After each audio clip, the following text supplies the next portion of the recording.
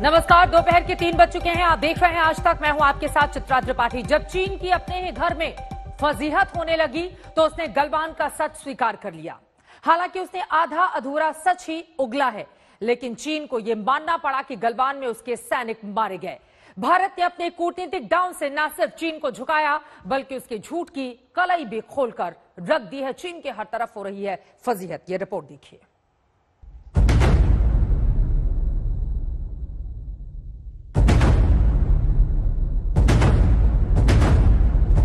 गलवान पर चीनी झूठ के चीथड़े उड़ाने वाला वीडियो।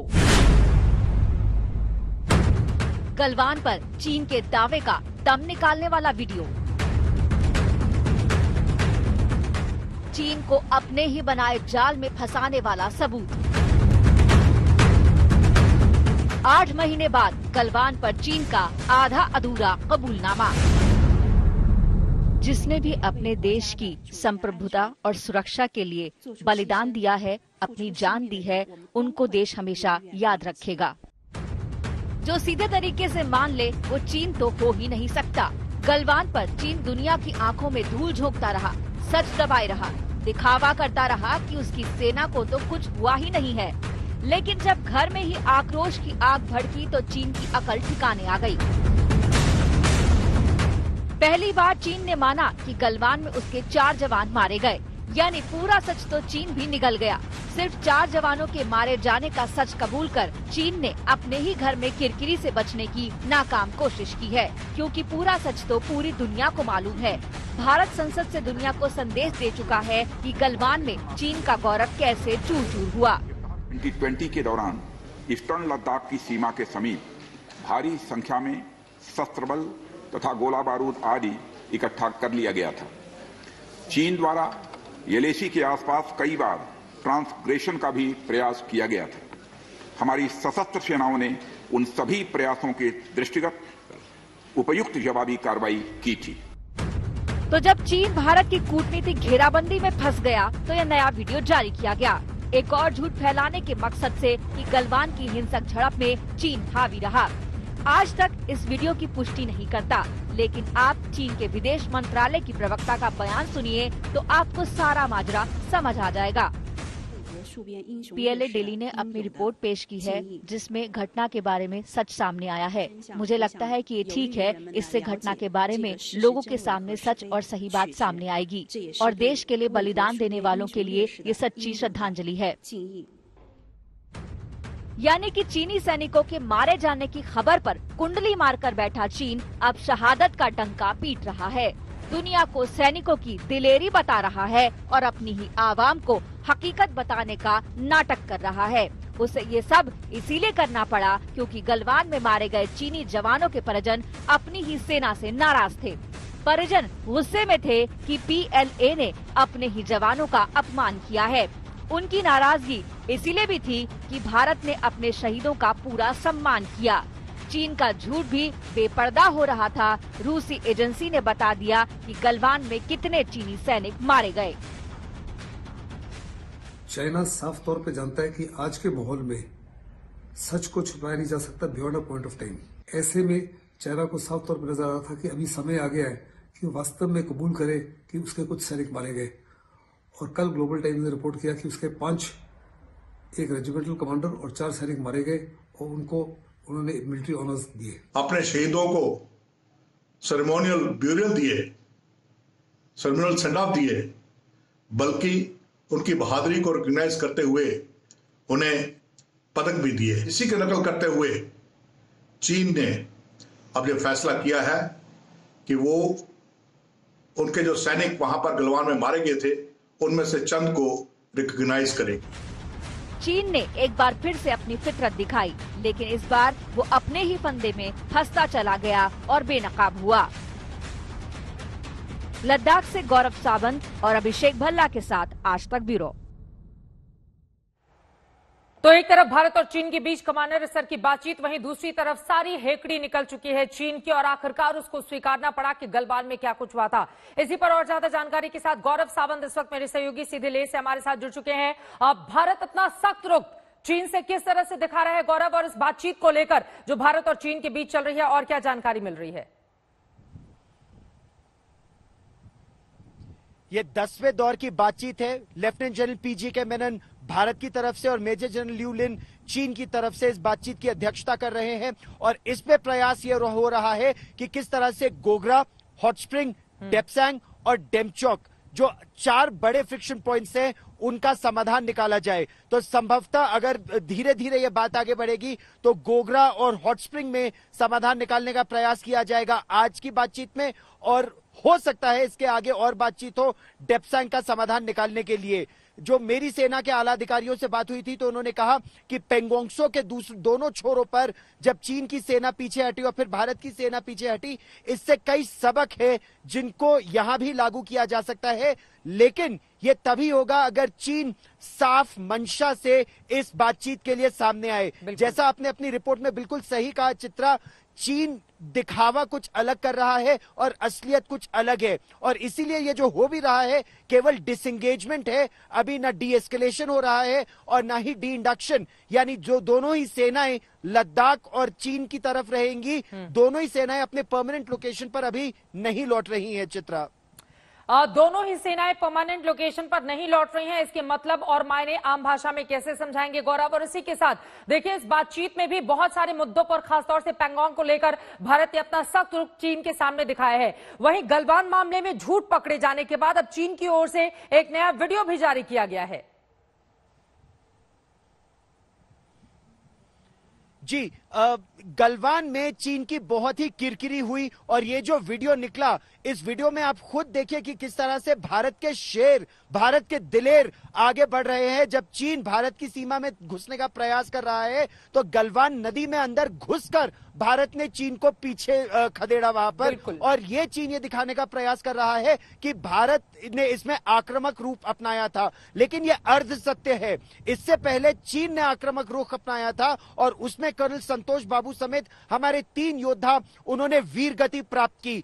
इसी का बदला लेने के लिए भारत ने चीन को पीछे खदेड़ा था और इतना पीछे खदेड़ा कि चीन आज भी वहां 700 मीटर पीछे है और वही 700 मीटर दूसरी तरफ पीछे अब भारत की सेना भी है। लेकिन परमानेंट लोकेशन का मतलब यह है कि चीन की सेना इस समय सिर्फ 50 से 60 किलोमीटर पीछे हटी है, कुछ इलाकों में पेंगोंगसो के भी। तो अगर तनाव बढ़ता है तो 60 किलोमीटर आगे आने में चंद घंटे लगेंगे। इसीलिए प्रयास ये है कि जब डिसएंगेजमेंट पूरा होगा तब वो पीछे डी इंडक्शन भी करेंगे। ठीक है, दोबारा मैं आपके पास लौटूंगी। महत्वपूर्ण जानकारी गौरव सावंत लेह से हमें देते हुए, लेकिन इस वक्त की बड़ी खबर आपको दे दे। मुजफ्फरनगर की किसान पंचायत में पहुंची हुई है प्रियंका गांधी वाड्रा, वहां पर किसानों को संबोधित कर रही है, सुनते हैं।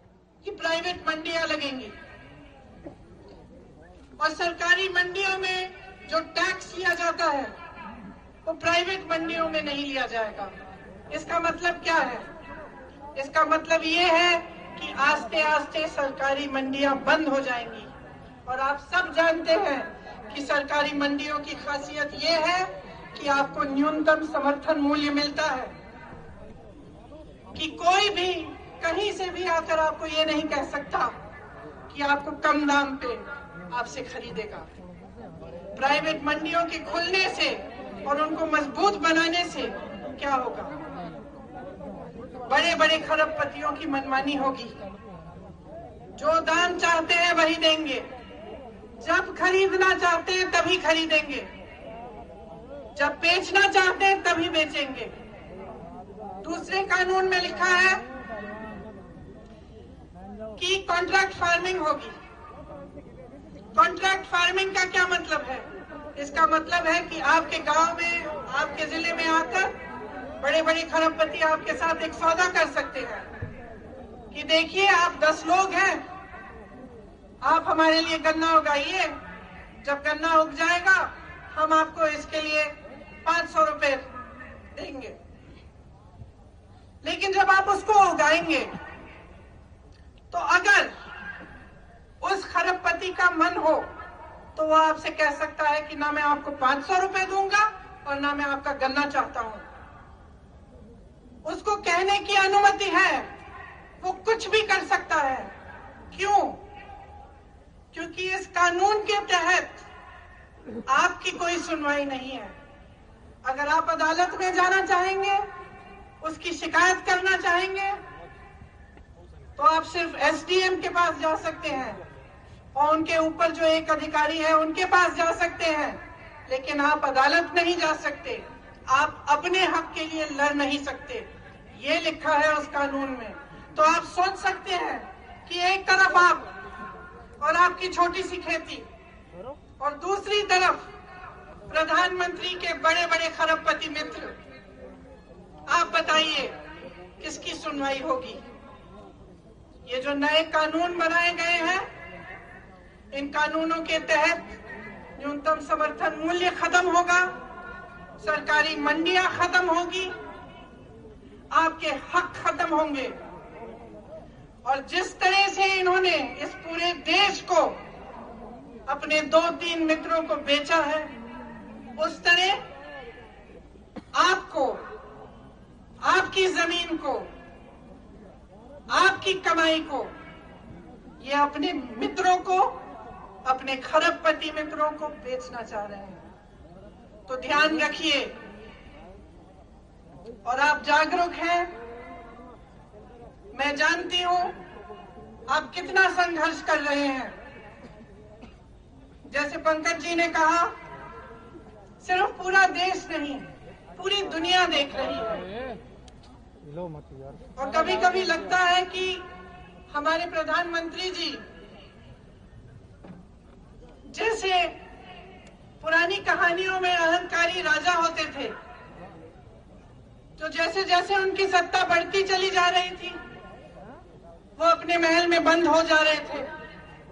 लोग उनके सामने सच्चाई कहने से डरने लगे, उनके सामने गिड़गिड़ाने लगे, उनका अहंकार बढ़ने लगा। ऐसा लगता है कि हमारे प्रधानमंत्री जी भी एक तरह से उन्हीं अहंकारी राजाओं की तरह बन गए हैं। उन्नाव में 2 बेटियों की मौत का राज खुल गया है। पुलिस ने खुलासा किया है कि एक तरफा प्यार में नाकाम एक सिरफिरे आशिक ने लड़की की हत्या का जाल बुना और पानी में कीटनाशक दवा मिला दी, लेकिन जिस लड़की की हत्या करनी थी वो बच गई है और अस्पताल में गंभीर हालत में भर्ती है। लेकिन उसी की जगह मौजूद 2 और लड़कियों ने अनजाने में कीटनाशक मिला पानी पी लिया और दोनों की मौत हो गई। पुलिस ने आरोपी को पकड़ लिया है।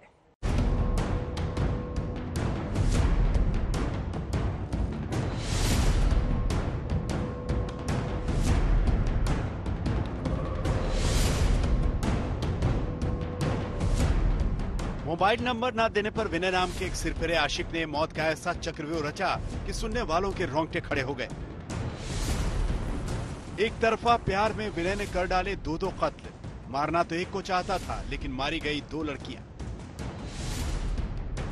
तफ्तीश में जो कहानी सामने आई उससे यह साफ हो गया कि यह ना तो कोई हादसा था, न लड़कियों ने खुदकुशी की थी, न कोई ऑनर किलिंग का मामला था, बल्कि लड़कियों के कत्ल की खौफनाक साजिश रची गई थी।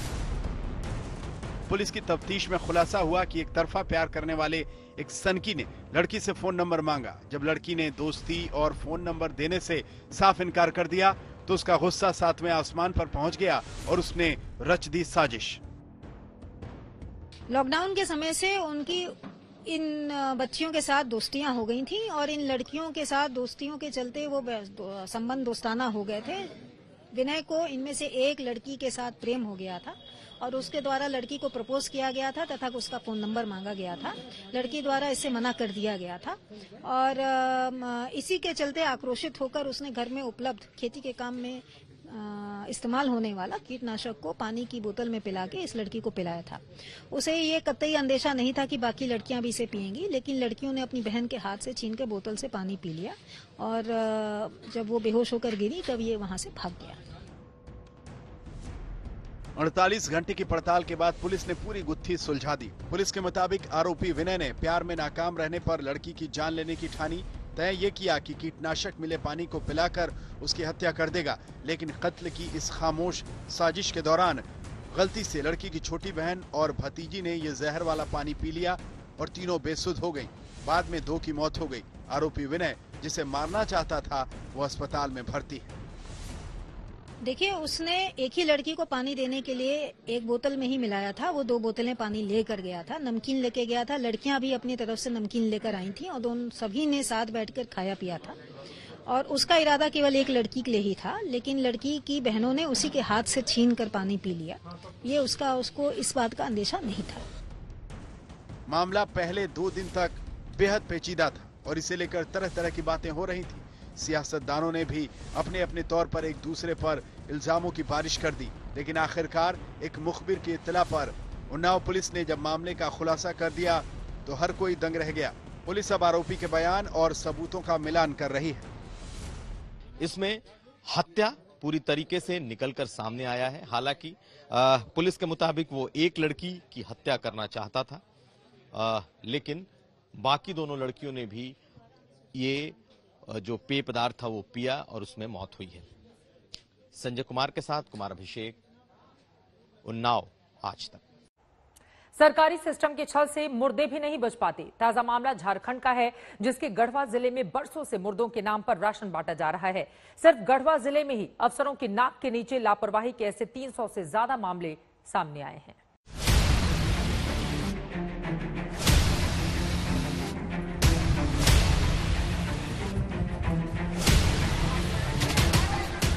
झारखंड का गढ़वा जिला, जिसके कलेक्ट्रेट दफ्तर में राशन कार्ड बनवाने के लिए सारा हंगामा हो रहा है। लोगों की शिकायत है कि बार बार आने पर भी उनके राशन कार्ड नहीं बनते। 3 साल हो गए, दौड़ते दौड़ते हम लोग थक गए, राशन कार्ड नहीं बन रहा है। हम लोग 2017 का ऑनलाइन कराया हुआ है, अभी तक नहीं बना है। 10 बार से ऊपर यहाँ से आके घूम के गए हैं। सवाल यह है कि झारखंड में गरीब राशन कार्ड के लिए सालों से दर दर की ठोकरें क्यों खा रहे हैं? अगर ये लोग गरीब हैं, तो इनका राशन कार्ड बरसों की कोशिश के बाद भी क्यों नहीं बन रहा? इस सवाल का जवाब सरकारी भ्रष्टाचार है, जिसका एक बड़ा सबूत आज तक की पड़ताल में सामने आया है। आप ये जानकर हैरान रह जाएंगे कि झारखंड में एक तरफ जिंदा लोग दाने दाने के लिए भटक रहे हैं, तो वहीं दूसरी तरफ मुर्दा सरकारी राशन खा रहे हैं। झारखंड के गढ़वा जिले में सब हो रहा है, जिसका सबसे बड़ा सबूत संतोष चंद्रवंशी है, जिनकी मौत के 4 साल बाद भी परिवार को उनके नाम से राशन मिल रहा है। कहाँ बड़ा अभी? डेट कर देना ना, कहाँ बड़ा? कब? 15 में। तो उसके नाम पर राशन कार्ड उठ रहा है। तो राशन कार्ड उठ रहा है, तो राशन कार्ड के उठने के जब हमको खाने के लिए कोई सरकार देगा, कोई भी देगा तो हम खाएंगे नहीं। संतोष चंद्रवंशी कहाँ है? डेट करके सर। कब? ये 2015 में। ये बताइए, आपके घर में कितने सदस्य हैं? मेरे 5 बच्चे हैं, एक तो। अब संतोष चंद्रवंशी के नाम पर भी उठा रहे हैं राशन? हाँ, तो सबको दे ही रहे, हम ले रहे हैं, हम लोग का दिक्कत है? कोई मना नहीं। हम लोग तो आश्रित देवे किए हैं, अपना पारिवारिक लाभ देवे किए, आश्रित देवे किए, सगरो मेरा गए किया, मृत्यु प्रमाण पत्र सगरो गए किया, तो मेरा में थोड़ी गलती है? सरकार की लापरवाही है। हाँ, तो बताओ कितना इनका उम्र है? गढ़वा पंचायत में अकेला मामला नहीं है। संतोष जैसे 318 मरे हुए लोगों के नाम पर सरकारी राशन की लूट हो रही है, क्योंकि जिन्हें मरे हुए लोगों का नाम राशन कार्ड से हटाना चाहिए था, वो धड़ल्ले से राशन बांट रहे हैं। काट के हम देंगे सर। हाँ, तो जब मशीन में निकल रहा है तो आप कैसे दीजिएगा? तो फिर हम ही ऊपर न क्लेम पर लग जाएगा। तो मतलब सरकार की लापरवाही है। हाँ, सरकार सरकार न काटेगी, एमओ काटेंगे, एसडीओ काटेंगे, जिला काटेगी ना सर, हम लोग का पावर नहीं है। तो सुना आपने, गढ़वा में मुर्दों को सस्ता अनाज बाकी सरकारी राशन की दुकानों से भी मिल रहा है। अब सवाल ये है कि अफसर क्या कर रहे हैं, क्योंकि सही लोगों को राशन मिले इसकी जिम्मेदारी तो उनकी है, लेकिन जिनकी करतूत की जांच होनी चाहिए वही इस गड़बड़ी की जांच करवाने का भरोसा दे रहे हैं। कोलजेकी पंचायत में इस राशन से संबंधित कुछ अनियमितता का शिकायत प्राप्त हुआ है। संबंधित अंचल अधिकारी को जांच हेतु निर्देशित किया गया है। जांच प्रतिवेदन प्राप्त होने के उपरांत विधि सम्मत कार्रवाई की जाएगी। झारखंड में 35 लाख परिवार गरीबी रेखा के नीचे रहते हैं। अगर इसमें गरीबी रेखा के ऊपर वाले लोगों को भी मिला ले तो झारखंड में कुल 57 लाख लोगों के पास राशन कार्ड है। जिन गरीबों के पास लाल कार्ड है उन्हें अंत्योदय और दूसरी योजना के तहत 35 किलो अनाज सस्ती दर पर मिलता है। गेहूं 2 रुपए और धान 3 रुपए प्रति किलो। लॉकडाउन के बाद संयुक्त राष्ट्र संघ भी गरीबों की आबादी में बड़े इजाफे की बुरी खबर सुना चुका है। ऐसे में अनाज के रूप में मिलने वाली ये मदद करोड़ों लोगों की जिंदा रहने की गारंटी है। फिर भी सरकार इसमें घोटाला रोकने में नाकाम रही और इस खुलासे पर कार्रवाई की शपथ खा रही है। पहली दफे शासन में सरकार में केस हुआ है राशन डीलर पर, लगभग 70 या 72 याद नहीं, अभी राशन कार्ड डीलर पर केस हुआ, FIR हुआ है बाजार में। झारखंड में मुर्दों के नाम पर राशन बांटने का ये मामला बड़े भ्रष्टाचार से जुड़ा है। अफसरों पर फर्जी तरीके से राशन बांटकर अपनी जेब गर्म करने का आरोप लगता रहा है, जिसका खामियाजा आम आदमी को उठाना पड़ता है, क्योंकि सिस्टम के ऐसे छेद उस तक सरकारी मदद का अनाज नहीं आने देते। कैमरामैन राकेश और गढ़वा से चंदन के साथ सत्यजीत कुमार, रांची, आज तक। आजाद भारत में पहली बार किसी महिला को फांसी होने वाली है। जी हां, अपने माता पिता, भाई बहन और भतीजे समेत 7 लोगों की हत्या करने वाली शबनम को मथुरा के जिला जेल में फांसी होनी करीब करीब तय है। राष्ट्रपति उसकी दया याचिका खारिज कर चुके हैं। जेल में फांसी की तैयारी हो रही है। इंतजार है तो सिर्फ डेथ वारंट का।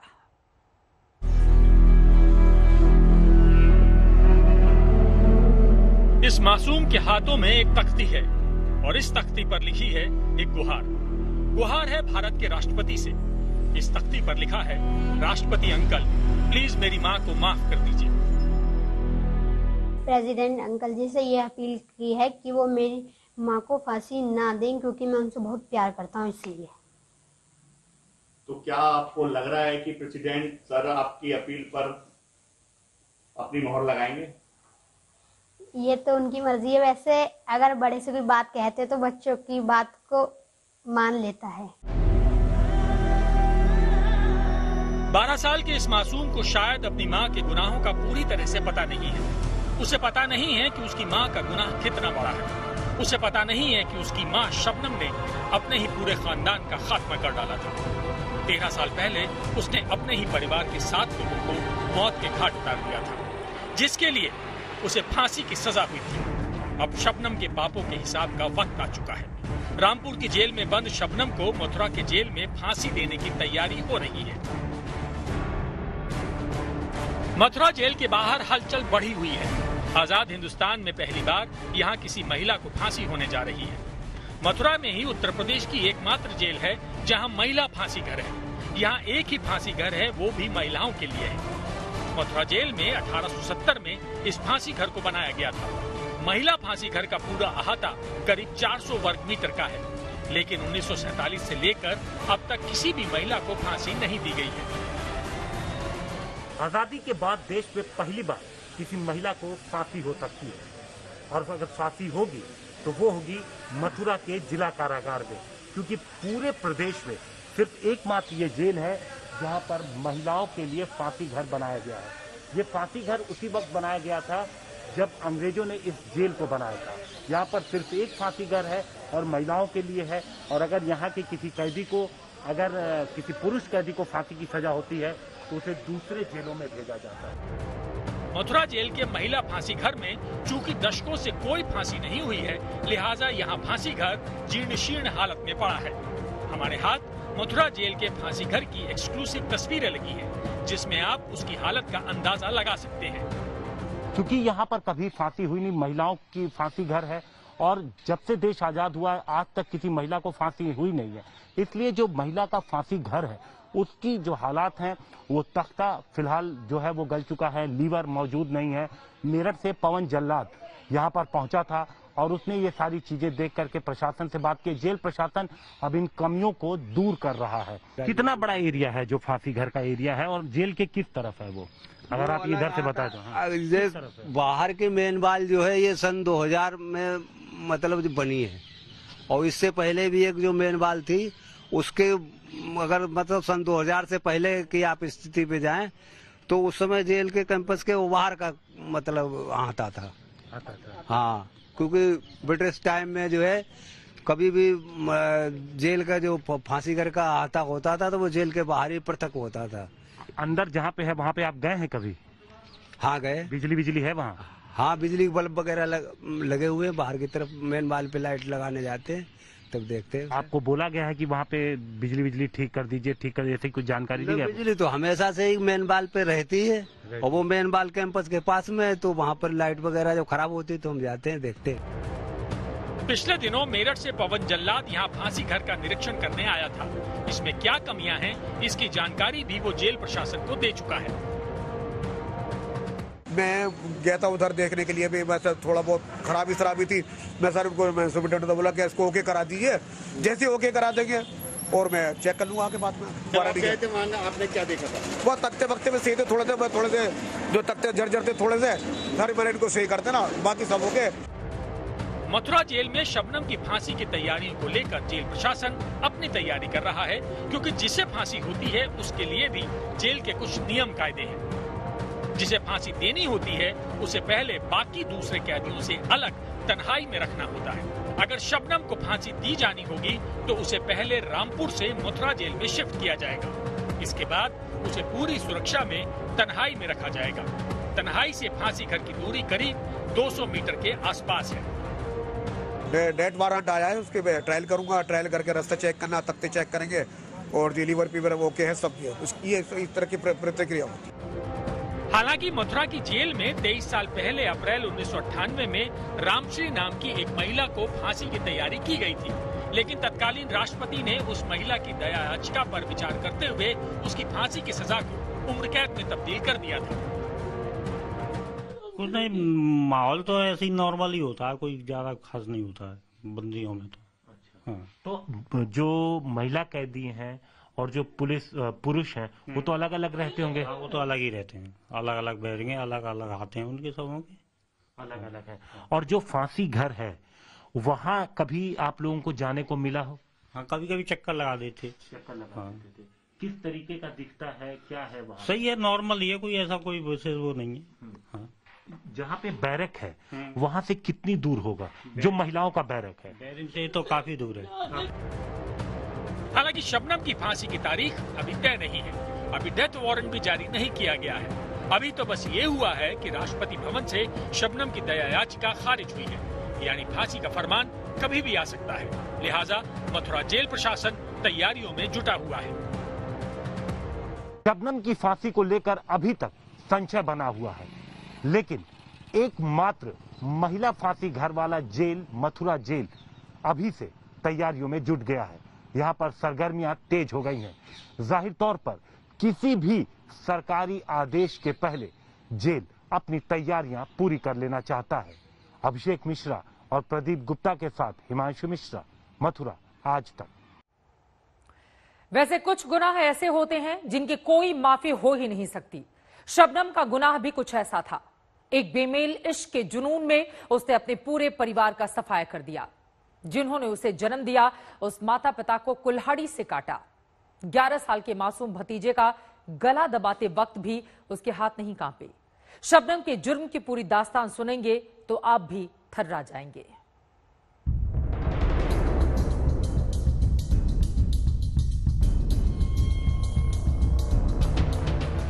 जल्लाद कह रहा है कि शबनम का अपराध माफी लायक नहीं है, इसे फांसी मिलनी ही चाहिए। अपने बहन भाइयों को जो है भाई जो कुल्हाड़ी से मारा उन्हें जहर देकर, और साथ में सलीम भी था, इनको तो फांसी होनी चाहिए। शबनम के चाचा और चाची भी कह रहे हैं कि उनकी भतीजी ने गुनाह अजीम किया है, उसे फांसी की सजा तो होनी ही चाहिए। तुरंत ही मार देते तो सही रहते, वैसे हो पर सरकार ने इतने दिनों पाल दी है आराम से पूछताछ करने के लिए हर तरह से। जीना इसका कोई अच्छा न चाहता। गांव वाले रिश्तेदार कोई रिश्तेदार पूरा क्षेत्र यही चाह है कि ये तो तुरंत ही मार देनी चाहिए थी, पर सरकार के ऑर्डर में हाँ सब। शबनम के गांव वालों ने भी उसकी दया याचिका राष्ट्रपति भवन से खारिज होने के बाद राहत की सांस ली है। कहते हैं कि वो बेरहम माफी की हकदार नहीं है। ये करा वैसे उसको सजाएं मिलनी चाहिए, फांसी से कम तो कम सजा नहीं होनी चाहिए जिसने भी ये करा है। अगर शबनम ने करा तो उसकी हकदार है, बचनी नहीं चाहिए। तो इतना बड़ा कांड कि पूरे घर में किसी को ना भाई को, भावज को, माँ को या बाप को किसी को नहीं छोड़ा है, भतीजे किसी को नहीं छोड़ा है, तो उसे हकदार है कि फांसी लगनी चाहिए। आखिर क्या किया था शबनम ने? आखिर क्या था उसका गुनाह जिसके 13 साल बीत जाने के बाद भी हर कोई उसे फांसी के तख्ते पर झूलते हुए देखना चाहता है? इन सवालों के जवाब के लिए आपको चलना होगा 13 साल पीछे। तारीख 14 अप्रैल 2008, जगह अमरोहा का बावनखेड़ी। उस रात बावनखेड़ी के अध्यापक शौकत अली का परिवार खाना खाकर सोया हुआ था, इस बात से बेखबर कि इस रात में जो उन्होंने आंखें मूंदी हैं, वो आंखें अब कभी नहीं खुलेंगी। ये रात उनकी जिंदगी की आखिरी रात साबित होगी, क्योंकि जो खाना खाकर पूरा परिवार सोया था उसमें उनकी इकलौती बेटी शबनम ने जहर मिला दिया था। खाने में जहर की वजह से पूरा परिवार बेहोश हो गया था। इसके बाद आधी रात शबनम ने अपने पति सलीम को बुलाया था। दोनों ने मिलकर परिवार के 7 लोगों की कुल्हाड़ी से गला काटकर हत्या कर दी थी। इसमें शबनम के माता पिता, 2 भाई, भाभी और बुआ की लड़की शामिल थी। शबनम ने सलीम के साथ मिलकर अपने 11 महीने के भतीजे को भी मार डाला था। शबनम पर किस कदर हत्या का जुनून सवार था कि उसे अपने 11 महीने के भतीजे को गला दबाकर मारते वक्त भी कोई दया नहीं आई। उसने ये कहा कि जो मैंने किया है वो मेरी मजबूरी थी, जो घर वाले शादी के लिए मना करते थे। मुझे इसका कोई अफसोस नहीं है कि मैंने ये हत्या की है। अपने परिवार के 7 लोगों की हत्या के बाद शबनम पुलिस को गुमराह करती रही। इस कांड ने पूरे देश को हिला दिया था। यूपी की तत्कालीन मुख्यमंत्री मायावती तक भी इस कांड की धमक पहुंची थी। मायावती ने शबनम को 5 लाख रुपए की मदद का ऐलान किया था, लेकिन इस बीच पुलिस ने जब छानबीन पूरी की और शबनम से कड़ाई से पूछताछ की तो उसने अपना जुर्म कबूल कर लिया। पूछताछ में उसने पूरा बता दिया कि इससे मेरा प्रेम चल रहा था, मैं शादी करना चाहता था, ये भी तैयार थी, लेकिन इसके घर वाले राजी नहीं थे। और तो हम लोगों ने दोनों ने प्रोग्राम बना करके ये घटना की। शबनम ने अपने परिवार का खात्मा आखिर क्यों कर डाला? जब आप इसे जानेंगे तो आपकी रूह कांप जाएगी। शबनम 2 विषयों में एमए है और उसका अफेयर 8वीं क्लास पास सलीम से हो गया था। शबनम प्राइमरी स्कूल में पढ़ाती थी, उसी दौरान सलीम से उसका अफेयर हो गया था। इस दौरान शबनम प्रेग्नेंट हो गई। शबनम ने अपने पिता से सलीम से शादी की बात की, जिससे उन्होंने मना कर दिया। इसके बाद शबनम ने सलीम के साथ पूरे परिवार की हत्या की साजिश रची ताकि पूरी जायदाद पर उसका ही कब्जा हो जाए। शबनम और सलीम की योजना धरी की धरी रह गई थी। उनका अपराध साबित हो गया था। दोनों ही जेल की सलाखों के पीछे चले गए।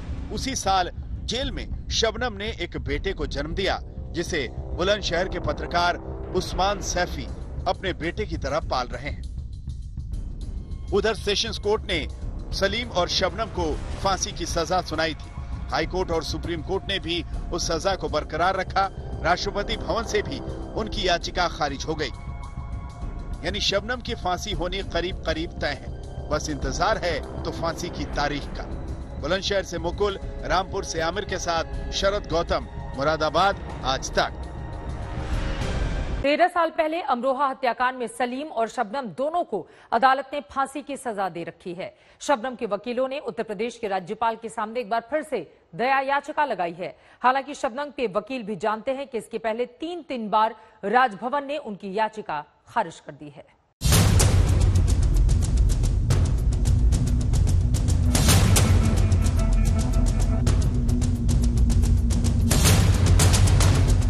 रामपुर की जेल में बंद शबनम और प्रयागराज के नैनी जेल में बंद सलीम अपनी जिंदगी की आखिरी घड़ियां गिन रहे हैं। शबनम के वकीलों ने एक बार फिर से उत्तर प्रदेश के राज्यपाल के पास दया याचिका लगाई है, जिसमें उन्होंने शबनम की फांसी की सजा माफ करने की गुहार लगाई।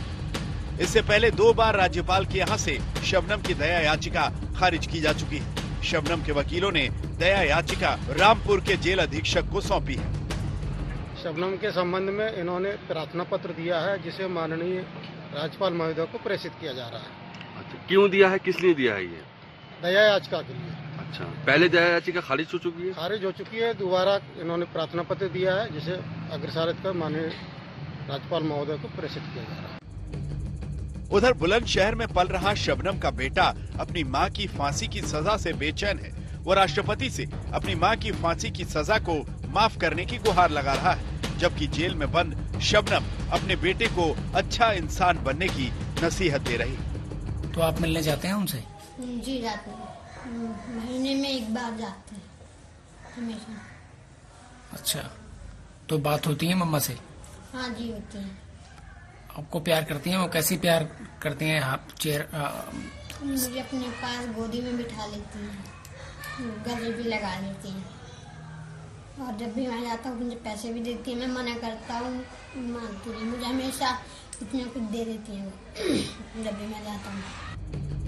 इस बीच रामपुर के जेल अधीक्षक ने अमरोहा के जिला जज से शबनम का डेथ वारंट जारी करने की अपील की है। डेथ वारंट जारी होने का मतलब है शबनम की फांसी पर आखिरी मोहर। बुलंदशहर से मुकुल शर्मा के साथ आमिर खान, रामपुर, आज तक। उधर मध्य प्रदेश में नाम बदलने वाली सियासत का चेहरा दिखना शुरू हो गया है। सीएम शिवराज सिंह चौहान ने कल नर्मदा जयंती के कार्यक्रम में होशंगाबाद का नाम बदलकर नर्मदापुरम करने का ऐलान कर दिया और इसका प्रस्ताव भी केंद्र सरकार को भेजने का ऐलान किया। मध्य प्रदेश सरकार सर्वसम्मत प्रस्ताव भेज रही है कि होशंगाबाद का नाम नर्मदापुरम। भैया देखो, जो जनता कहेगी वो मानो। तो होशंगाबाद का नाम नर्मदापुरम रखा जाएगा। और इसी के साथ मध्य प्रदेश के सीएम शिवराज सिंह चौहान ने भरी सभा में होशंगाबाद का नाम बदलकर नर्मदापुरम कर दिया।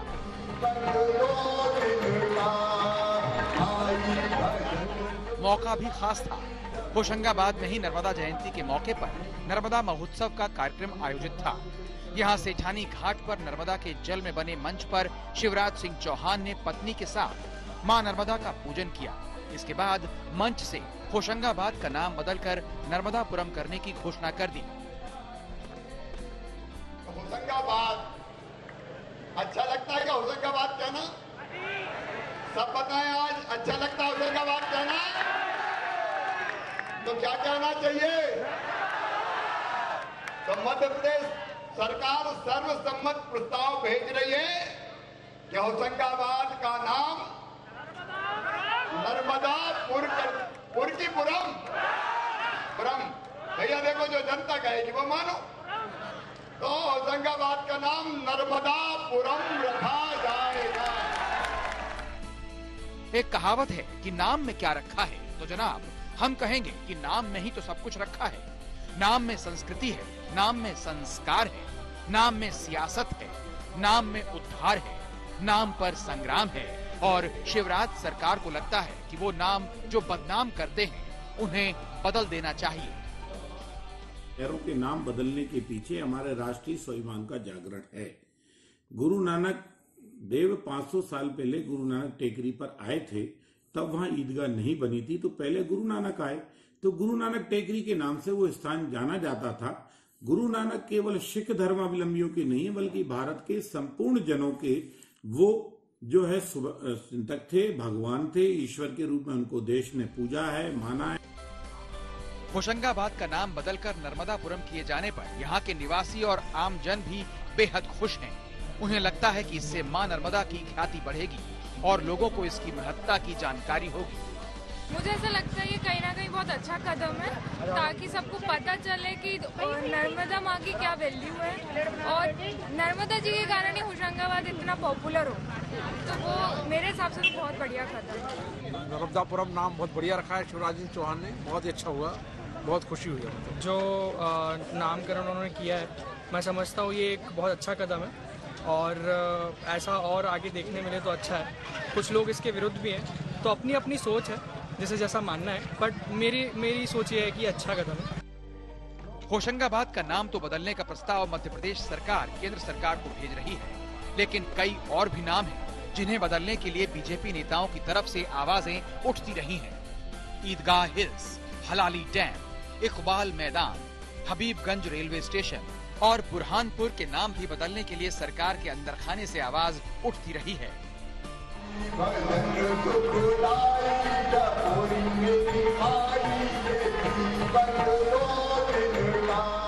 नर्मदापुरम यानी होशंगाबाद से जितेंद्र वर्मा के साथ रवीश पाल सिंह, भोपाल, आज तक।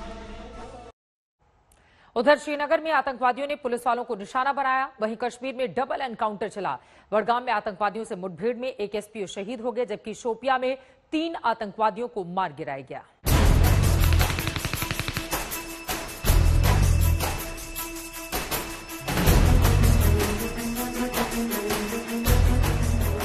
दहशतगर्दी की तस्वीरें आतंकियों की बौखलाहट की कहानी बयान कर रही हैं। श्रीनगर में बीच बाजार एक आतंकी ताबड़तोड़ गोलियां बरसा रहा है। और थाने से चंद मीटर की दूरी पर पुलिस वाला इन गोलियों का निशाना बन रहा है।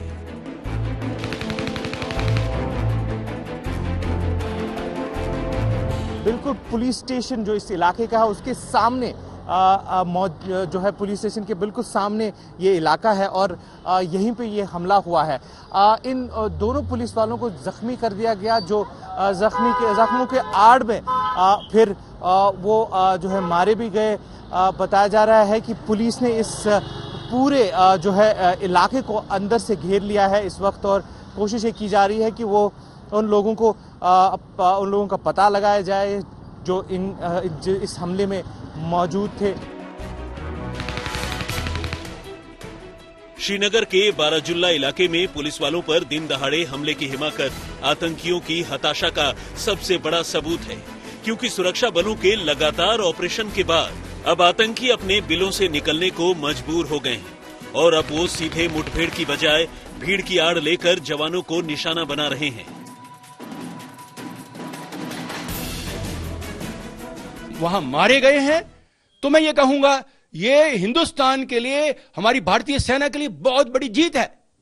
ये हमने बता दिया कि जो हिंदुस्तान है, हिंदुस्तानी फौज है, ये कभी झूठ नहीं बोलती। आतंक का ये खूनी खेल सिर्फ श्रीनगर में ही नहीं खेला गया। कल रात से आज दोपहर के बीच 2 और जगहों पर आतंकियों और सुरक्षा बलों का आमना सामना हुआ। बडगाम के जानीगाम गांव के एक मकान में आतंकियों के छिपे होने की सूचना पर इलाके की घेरेबंदी की गई। जबरदस्त गोलीबारी के बीच एसपीओ अल्ताफ और 2 पुलिस वाले जख्मी हो गए। मुठभेड़ में घायल एसपीओ अल्ताफ इलाज के दौरान शहीद हो गए। उधर शोपियां में हुई मुठभेड़ में सुरक्षा बलों ने 3 आतंकियों को मार गिराया। कल रात में पुलिस को 2 खबर मिला था कि शोपियां में जो विलेज में इनकाउंटर हुआ है कि वहाँ 3 मिलिटेंट छिपे हुए हैं। गाँव वाले से हम लोग मदद किए कि इसको सरेंडर करने के लिए, सरेंडर करने को बिल्कुल राजी नहीं हुआ। फायरिंग शुरू हो गया और फायरिंग के दौरान तीनों टेररिस्ट लोकल टेररिस्ट हैं, अलबदर से ताल्लुक रखते हैं, तीनों मारा गया। ऑपरेशन ऑल आउट और घुसपैठ पर रोक ने जम्मू कश्मीर में आतंक की कमर तोड़कर रख दी है। अब श्रीनगर जैसी वारदात को अंजाम देकर आतंकी आम लोगों में दहशत फैलाने की साजिश में लगे हैं। लेकिन सुरक्षा बलों के अभियान से ये साफ है कि आतंकियों के नापाक मंसूबे जम्मू कश्मीर में ज्यादा दिन नहीं चलने वाले। अशरफ वानी के साथ शुजाउल हक, श्रीनगर, आज तक।